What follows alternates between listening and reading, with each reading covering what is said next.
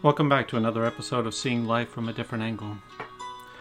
I was listening to a podcast today, and the podcast was talking about C.S. Lewis's book, The Abolition of Man. And it was Dr. Michael Ward, who's also a Catholic priest. And one of the things that got stirred up in my mind was the question that Freud had asked as well, many years ago. And the question was, why war? It was in a correspondence that he had with Albert Einstein. And they both struggled with the question of, why does war exist?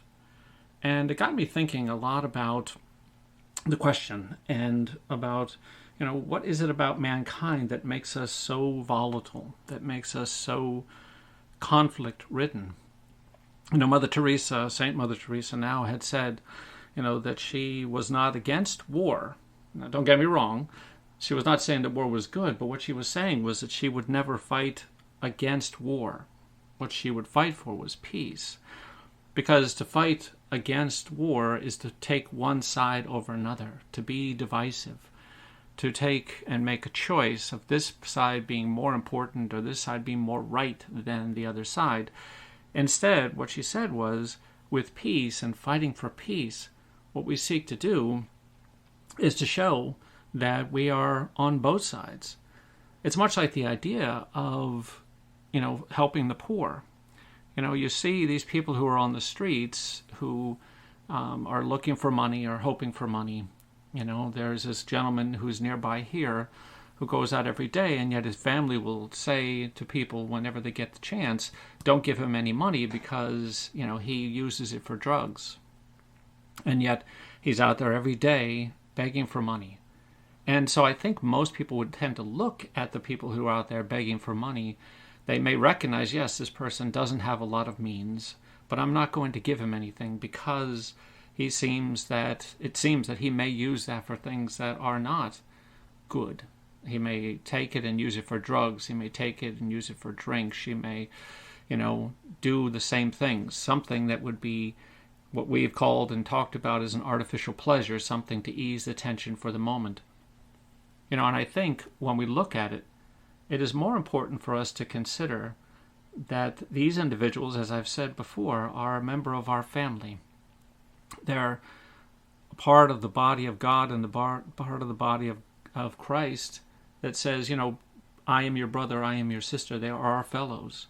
And whatever choices that they make, it ultimately falls back onto them. And one can hope, and indeed one can pray that they will see this as an opportunity.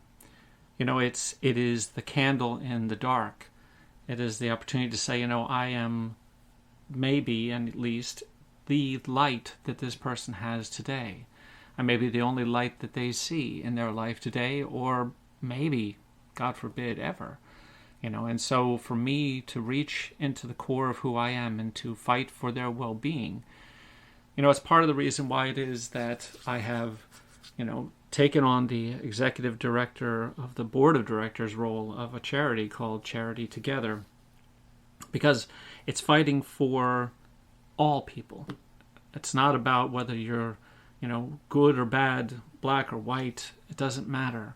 What matters is that they're there to help individuals who are poor, who are struggling to try to get treatment for their drug abuse or alcohol abuse or their psychological issues. And I think that is our choice, to try to make that decision to help other people. I know the question I raised is why war? And I do think that part of the reason that we struggle with this is because our natural inclination, after we have slipped out of a place of seeing the world through clearer eyes, in that what I refer to as wide open reality, where only love exists, where only connection exists, after we have been pulled out of that space, much against our will and much against our desires, and that space ends up becoming repressed into our unconscious mind, after that moment, we become these divisive characters. I remember saying to a patient years ago that, the origin of war begins in the nursery.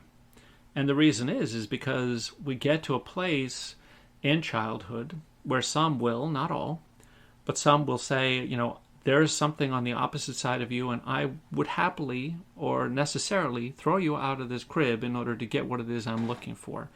I see it as mine, and I'm going to take it.